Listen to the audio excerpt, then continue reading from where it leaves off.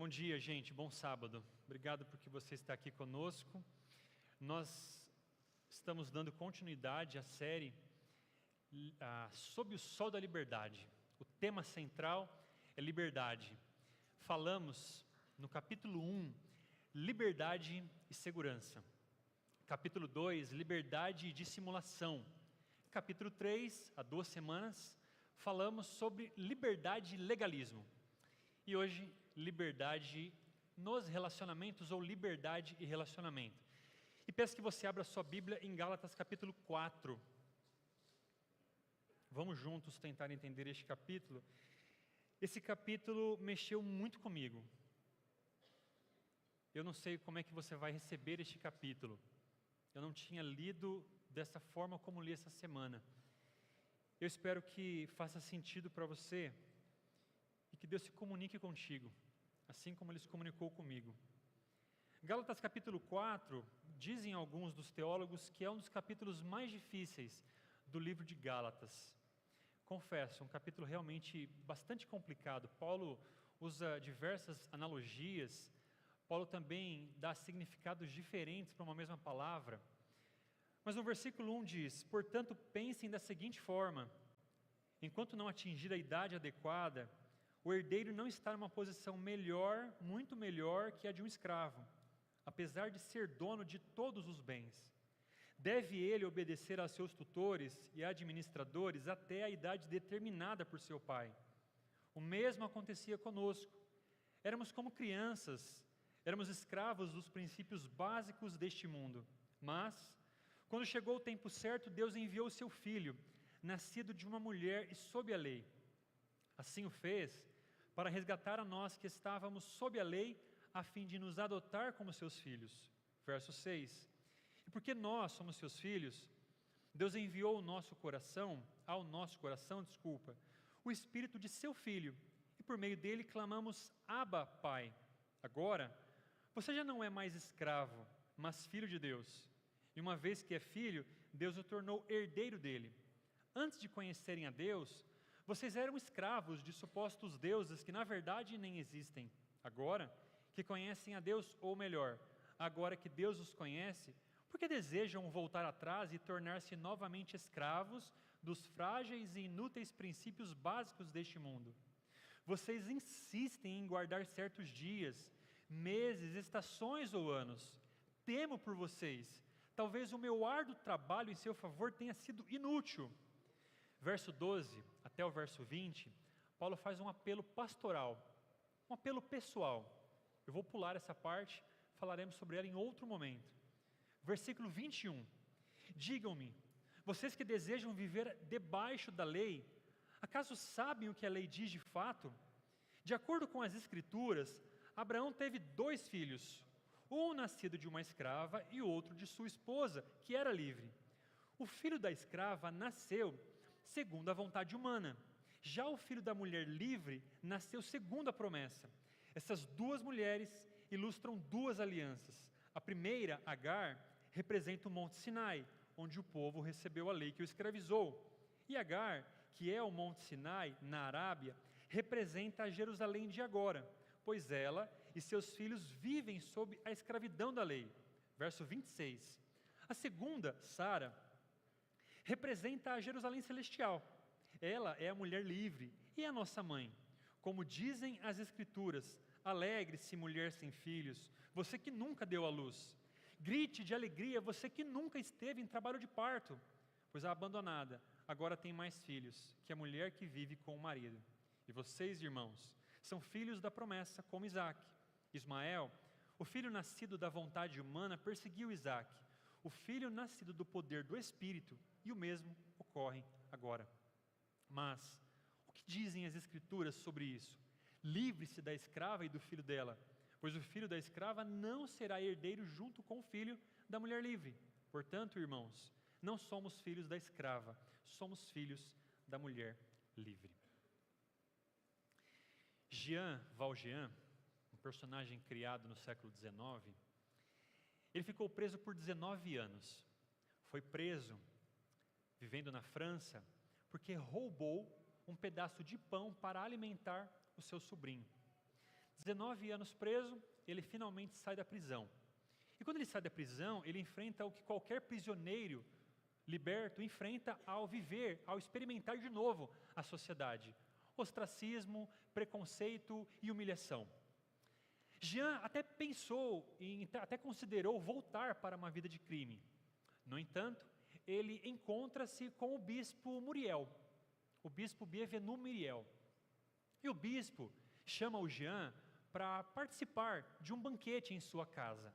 Jean vai, Jean recebe abrigo, recebe comida, e durante o jantar ele nota que o bispo dispõe de muita prataria, talheres, copos, pratos, castiçais.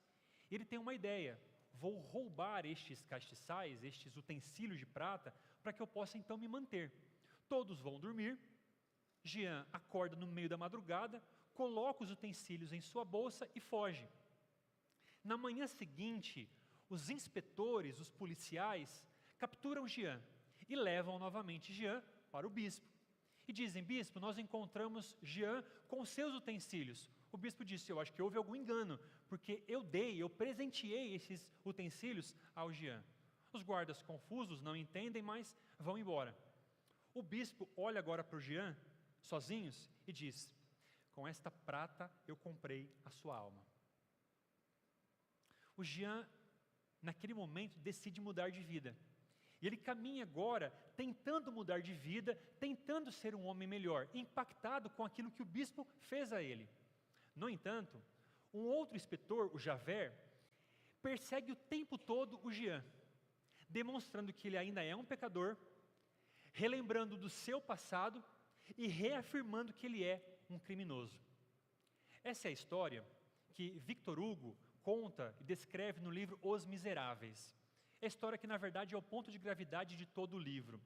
E essa história, ela representa uma alegoria da situação que nós, como seres humanos, vivemos.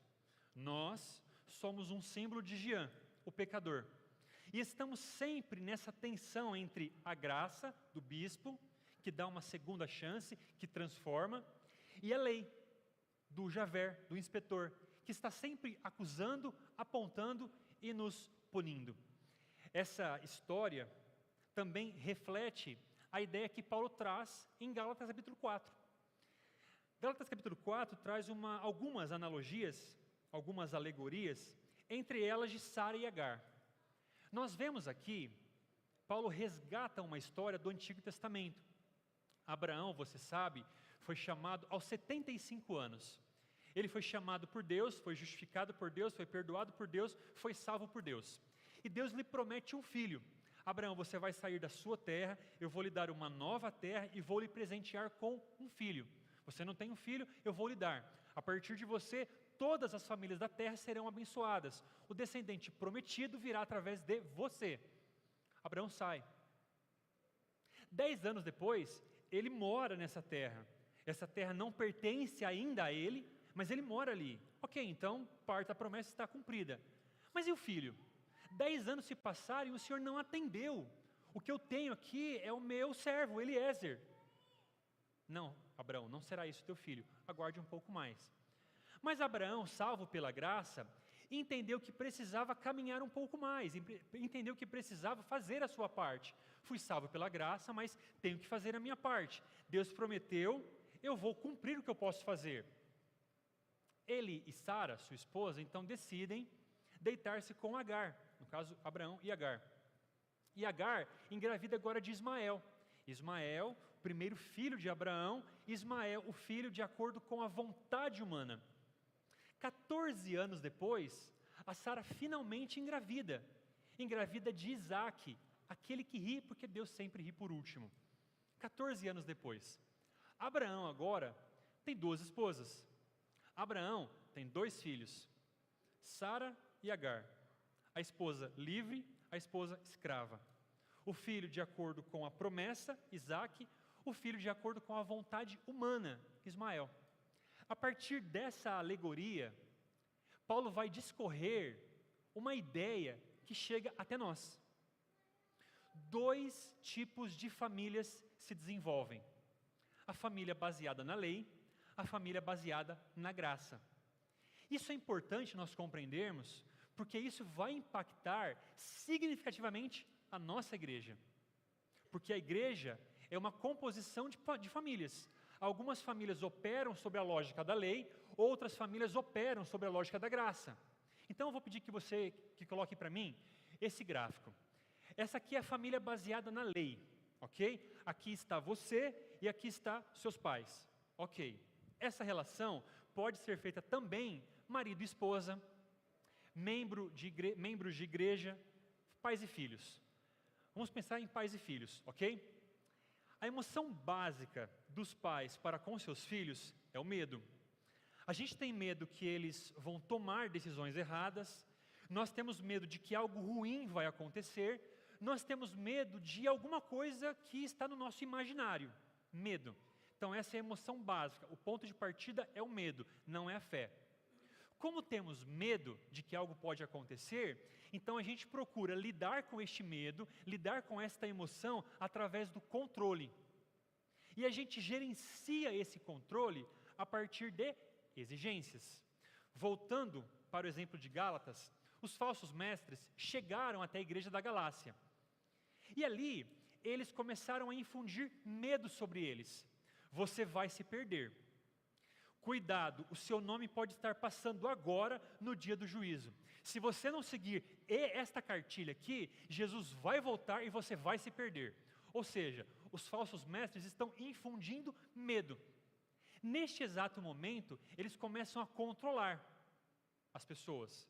E gerenciam esse controle, a partir do medo, gerenciam esse controle exigindo algumas coisas que eles devem fazer. Por exemplo, se você quer se salvar, faça isso, faça isso, faça isto.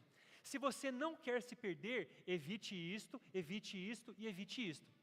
Ou seja, o medo gerencia o controle e o controle é mediado pelas exigências. Voltando para o nosso exemplo agora. Quando você é pai e você tem os seus filhos, eu tenho o meu, você tem medo que as coisas acontecem. Você pode controlar o seu filho, por quê? Porque ele é um bebê. Ele depende de você para se vestir, para comer, para ter afetos. Ele depende de você, então você pode controlá-lo. E você controla os seus filhos exigindo algumas coisas deles. Mas esse filho cresce. Esse filho cresce, ele começa a frequentar uma escola, ele começa a ter uma opinião sobre a vida, ele começa a se vestir de forma diferente, ele começa a frequentar lugares, ele diz, esse lugar eu quero, esse lugar eu não quero. O meu temor, cadê minha esposa? O meu temor que meu filho tem 3 anos, ele já chegou nessa fase.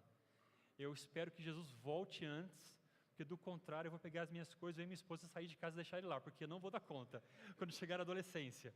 Mas o ponto é que a gente consegue controlá-los. E esse filho agora mudou, ele cresceu, agora ele é um adolescente, ele é um jovem, ele mudou.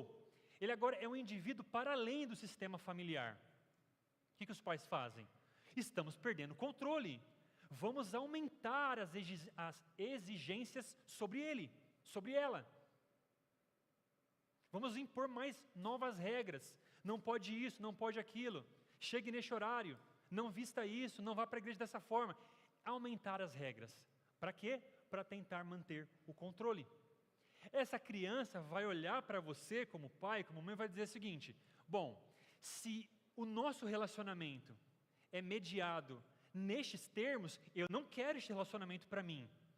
Ele vai manifestar isso dizendo, eu te odeio, você não se importa comigo, você é diferente de todas as mães, de todos os pais, ninguém é como você, só você exige isso. Então ele manifesta essa rejeição com essas palavras.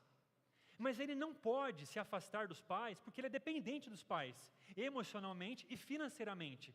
Então ele se afasta, ele se desliga daquilo que torna, na cabeça deles, daquilo que torna os pais assim, a igreja, Deus.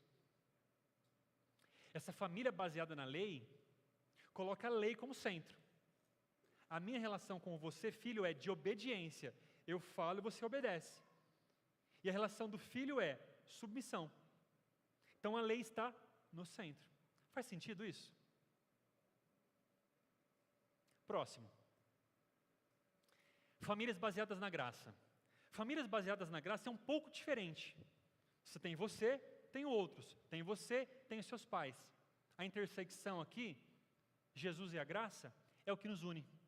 Você tem as suas preferências musicais, eu tenho as minhas. Você tem a sua forma de manifestar no culto, eu tenho as minhas. Você tem o seu partido político, eu tenho o meu. Você tem o seu time, eu tenho o meu. Veja, eu estou tratando sobre questões de gostos, questões culturais, questões de preferências, não sobre doutrinas, ok? Então, o ponto aqui, você tem as suas preferências, eu tenho as minhas. E veja, Deus está trabalhando com você assim como trabalha comigo. Eu não preciso dominar você, eu não preciso controlar você, eu não preciso convencer você, porque Deus que trabalha comigo também trabalha contigo. Talvez um dia a gente chegue à mesma conclusão, pense da mesma forma. Talvez um dia eu pense como você, ou você pense como eu. Talvez um dia a gente continue pensando diferente, porque está tudo bem, nessa escala de cinza, pensar de maneira diferente. Famílias baseadas na graça. Famílias baseadas na graça. Para ficar mais didático, família baseada na lei é um termômetro. O termômetro, ele tem uma única função: apontar, acusar, revelar. Ele mostra a temperatura, acusa a temperatura, ok? A família baseada na graça, termostato, regula a temperatura. Por exemplo, Paulo chegou à Galácia, percebeu que o ambiente estava superaquecido e disse: espera um pouquinho, está superaquecido por causa dos legalistas, eu vou ajustar isso. Ele usa um tom aqui, depois ele se desculpa por isso, mas ele ajusta, ele regula a temperatura. Então a família baseada na lei é um termômetro. A única função é acusar, revelar. Você faz tudo certo. Se você faz uma coisa errada, é sobre isso que nós iremos falar. A família baseada na graça, ela ajusta a temperatura. Baseada na lei, ela exige perfeição e pune a imperfeição. Baseada na graça, ela não exige perfeição e celebra as pequenas conquistas, vitórias, pequenos progressos que você faz na vida cristã. A família baseada na lei está preocupada em corrigir. Você se relaciona com as pessoas e você está preocupado em dizer para elas que elas estão erradas porque Jesus vai voltar. A sua função é corrigir. Famílias baseadas na graça não está com foco em corrigir, mas em se conectar, em encontrar pontos de apoio, em pontos em comum. A família baseada na lei, esqueci. A família baseada na lei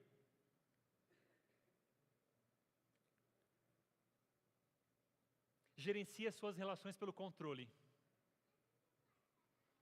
A família baseada na graça gerencia suas relações pela influência. Controle ou influência? A qual família você pertence?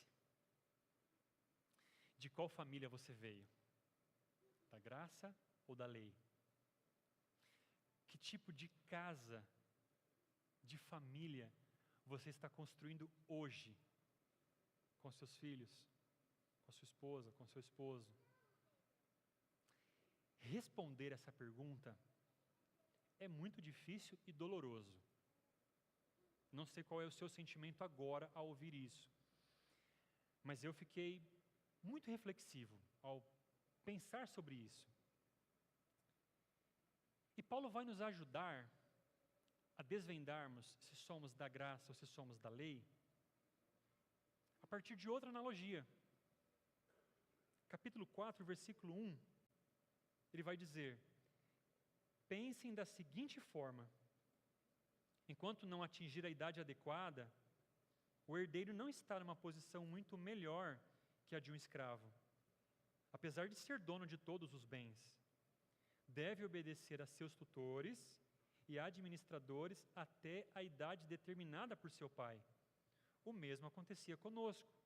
Éramos como crianças, éramos escravos dos princípios básicos deste mundo, mas quando chegou o tempo certo, ou plenitude dos tempos, Deus enviou seu Filho. gente viu algumas analogias, e Paulo vai tratar agora sobre criança e escravo. Quem eram as crianças? Quem eram os escravos? As crianças é uma referência aos judeus. Nós falamos sobre isso há 2 semanas, quando entendemos que Deus tirou o povo de Israel do Egito, e este povo, escravizado por muito tempo, estava com a sua mente infantilizada. Então eles foram amadurecendo, e a lei funcionava como uma supervisora. Então os judeus representam as crianças, que na plenitude dos tempos chegou à sua maturidade, recebeu Cristo e agora não tem mais um conjunto de regras, mas uma pessoa que obedeceu às regras, e então foca-se nessa pessoa, não no conjunto de regras. Judeus, crianças. Os escravos são gentios. Paulo vai usar aqui essa expressão, princípios básicos deste mundo. Os gregos consideravam os princípios básicos o ar, a terra, o fogo e a água. Os mesmos elementos que os pagãos usavam para adorar outros deuses. Então os escravos é uma referência aos gentios. As crianças, judeus, amadureceram, conheceram a Cristo e tornaram-se adultos espirituais. Os gentios, escravos, conheceram a Cristo e foram libertos do seu paganismo. Os judeus libertos da escravidão da lei, os gentios libertos do paganismo. E Paulo vai dizer aqui agora que eles passaram de crianças para adultos, de escravos para filhos. O que muda na passagem de criança para adulto? A criança sempre precisa de alguém que lhe diga o que fazer. A criança precisa de alguém maduro, maior, para dizer, isso pode, isso não pode, isso deve, isso não deve. A criança precisa dessa pessoa maior. E o legalista, ele se apresenta como essa pessoa madura. Madura na fé, madura na luta contra o pecado, madura nos costumes, madura na santidade. O legalista se apresenta como essa pessoa. O legalista se apresenta como alguém que leu um livro sobre música e agora ele tem tudo a dizer sobre como a música deve ser. O legalista assiste um sermão, um ensino sobre nova ordem mundial e teorias conspiratórias e diz, a partir de agora temos que viver assim. Eu cresci numa igreja do interior, São Paulo, e alguns episódios me marcaram. Num desses episódios, um querido comportor começou a pregar sobre mensagens subliminares. A gente fica com medo, amedrontado por conta disso. Lá em casa, minha mãe, a partir de hoje, não assistimos mais filmes. Tá bom, a igreja não assiste mais filme ninguém. Algumas semanas depois, motivado por essa ideia, fizeram uma semana de oração jovem. E aí o pregador disse o seguinte, gente, traga tudo o que for ruim da sua casa. E todo mundo então traz Discman, revistas, jogo de pibolim, essas coisas assim, sabe? Colocaram, tudo que te afasta de Deus, coloque aqui. Colocaram numa grande bacia. Acontece que os anciãos deveriam dar fim a essas coisas e não deram. Deixaram. Algumas semanas depois, o pessoal estava voltando e pegando as mesmas coisas que deixaram lá. O legalista aparece como alguém que diz para você, dita regras do que você deve ou não fazer.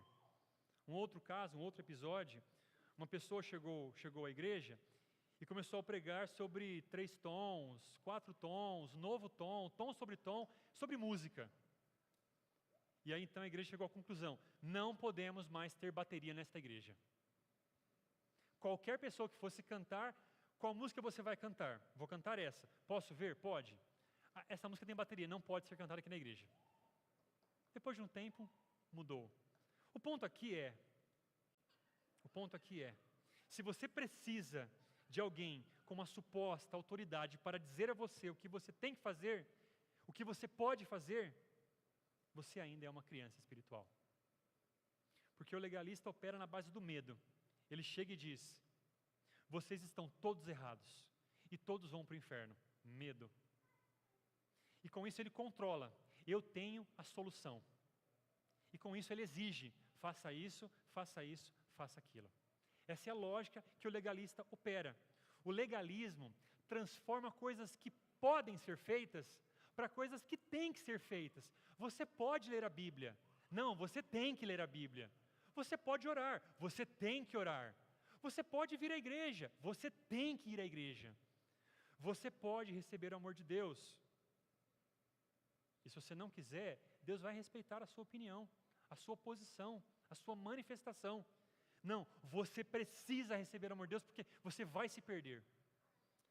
O legalista transforma coisas que podem, liberdades que nós temos, em coisas que tem que fazer, tem que fazer, tem que fazer, tem que fazer. E assim criamos uma sociedade do desempenho, da escravidão à performance. Essa é a criança. Você é uma criança espiritual ou um adulto em amadurecimento? Mas vem o escravo. Versículo 4. Quando chegou o tempo certo, Deus enviou seu filho, nascido de uma mulher e sob a lei. Assim o fez para resgatar a nós que estávamos sob a lei, a fim de nos adotar como seus filhos. Versículo 4 e 5. Eu falei agora sobre a relação entre criança e adulto, agora sobre escravo e filho. Eu vou começar com uma ilustração. Quando eu era capelão de colégio, 2017, lá em Osasco, na Vila Iara, o pessoal resolveu fazer uma formatura do pré. E o cenário da formatura era a Arca de Noé. Montaram várias bexigas e colocaram a Arca de Noé exatamente neste ponto aqui.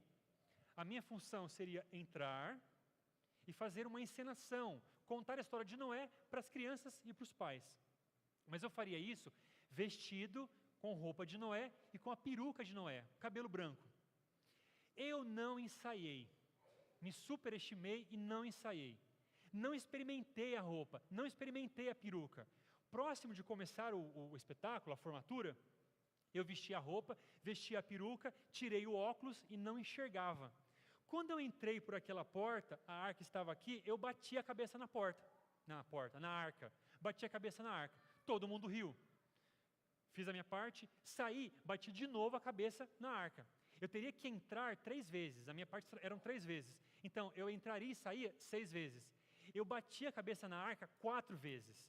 Na última vez, quando eu entrei, na 5ª vez, eu já abaixei. Mas eu tinha que fazer com que as crianças entrassem na arca. Então eu levantei a tampa, a porta, a tampa da arca, e a parte de cima caiu sobre mim. Levantei tão forte que caiu sobre mim. Todo o auditório riu muito.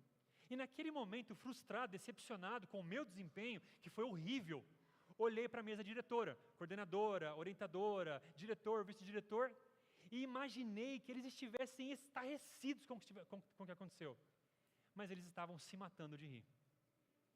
Eu saí, fui embora e fui para casa, pensando assim, que coisa horrível que fiz, que vergonha que eu passei. E mandei uma mensagem no grupo da administração. Gente, me perdoe, me desculpe, eu nunca mais vou fazer isso, vou me cuidar da próxima vez.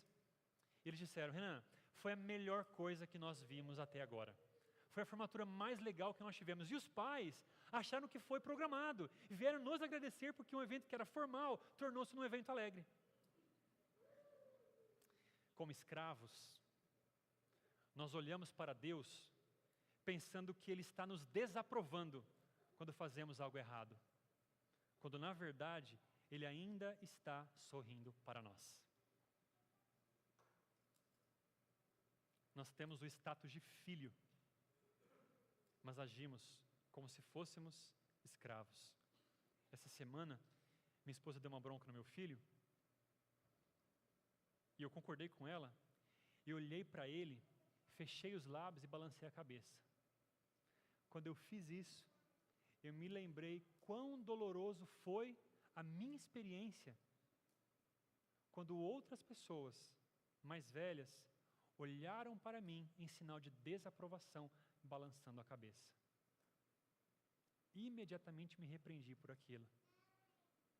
E por ter vivido isso ao longo da vida, nós consideramos que ao errarmos, vamos olhar para Deus, como eu olhei para a mesa administradora, e achamos que Ele vai estar lançando um olhar de desaprovação sobre nós. Ele está dizendo, está tudo bem, meu filho. Caiu, vamos levantar e vamos continuar daqui para frente. Está tudo certo. Eu ainda estou encantado com você. O escravo,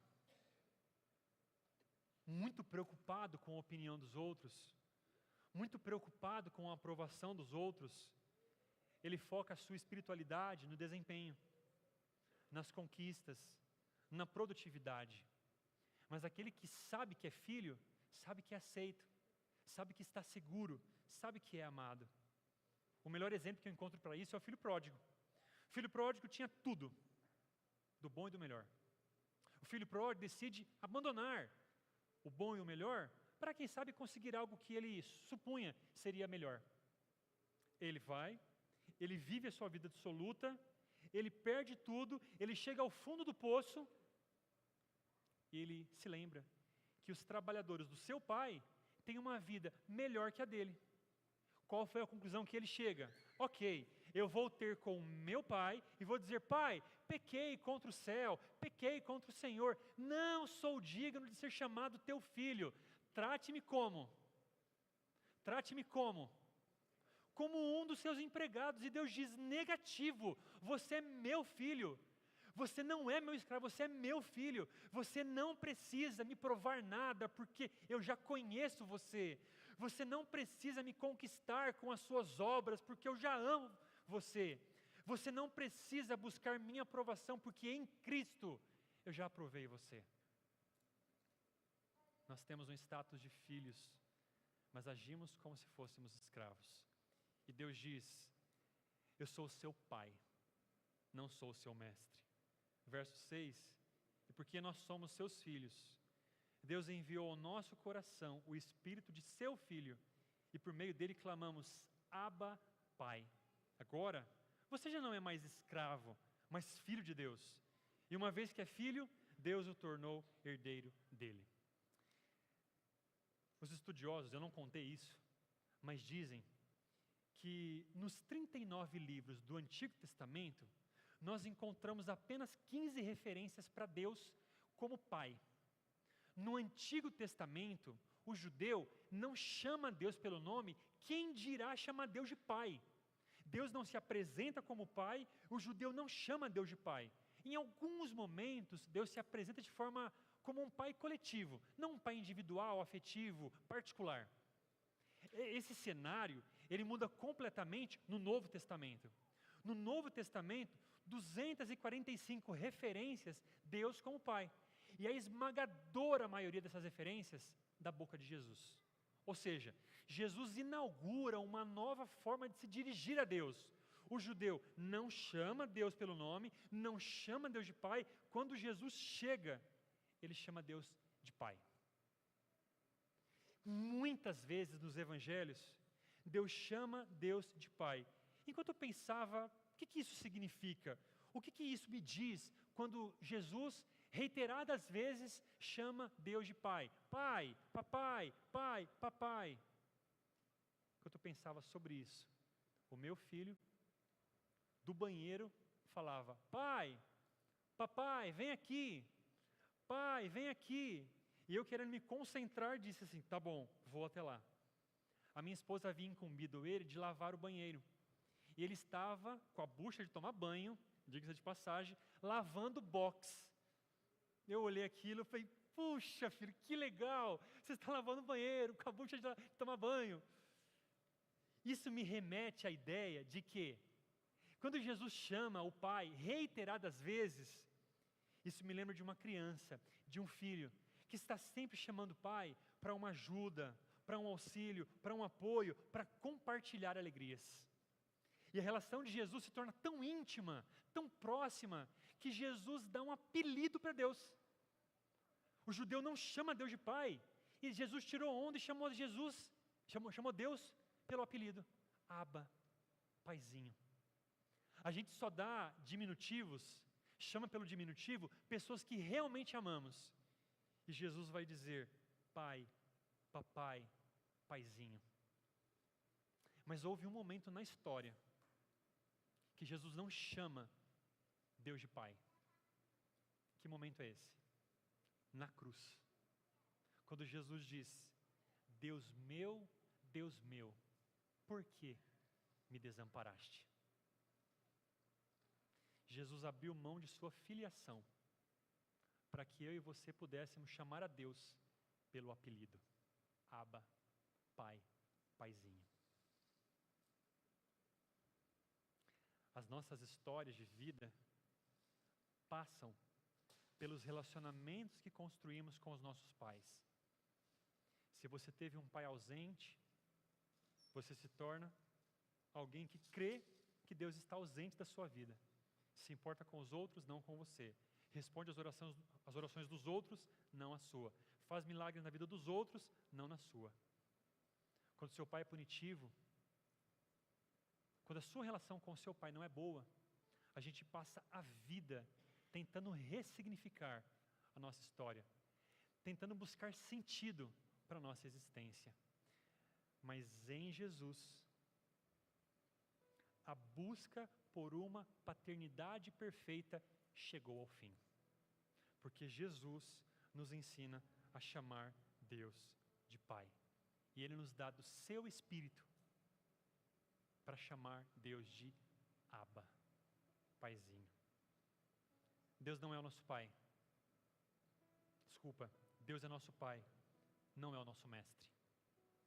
Nós não somos seus escravos, nós somos seus filhos.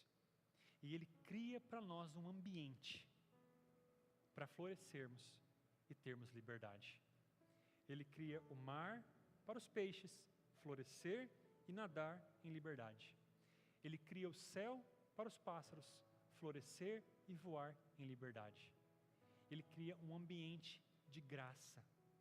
Ninguém consegue viver por muito tempo em um ambiente de punição, em um ambiente de acusações, em um ambiente de apontamentos. Todo ser humano foi feito para viver em um ambiente de graça. E Deus, como Pai, cria este lugar onde podemos florescer, termos liberdade para viver a vida que Ele idealizou para nós. No começo, eu tratei sobre o livro de Victor Hugo, Os Miseráveis. Mas esse livro gerou um filme e um musical. Na primeira cena do musical, ato 1, chamado de Lockdown, os prisioneiros estão remando nas galés, trabalhos forçados. E eles estão cantando: Lockdown, olhe para baixo, você sempre será um escravo. A cena corta para Javert e Jean Valjean. Javert entrega uma carta amarela, papel amarelo, e diz: está aqui, você pode agora sair da prisão, já cumpriu a sua sentença. O Jean pergunta: quer dizer que agora eu estou livre? Não, responde o Javert. Quer dizer que agora você está sob liberdade condicional. Lembre-se, você ainda é um escravo. E a cena agora corta de novo para os trabalhadores forçados. Lockdown, olhe para baixo, olhe para baixo, olhe para baixo. Você ainda é um escravo.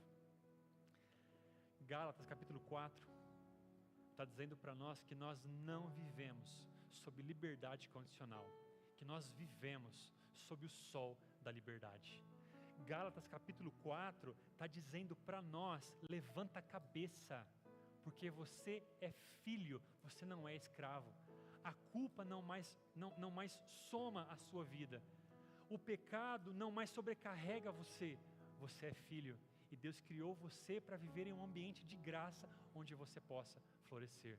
Tem muita gente vivendo como escravo. Levanta a cabeça, porque você é filho e filho amado de Deus.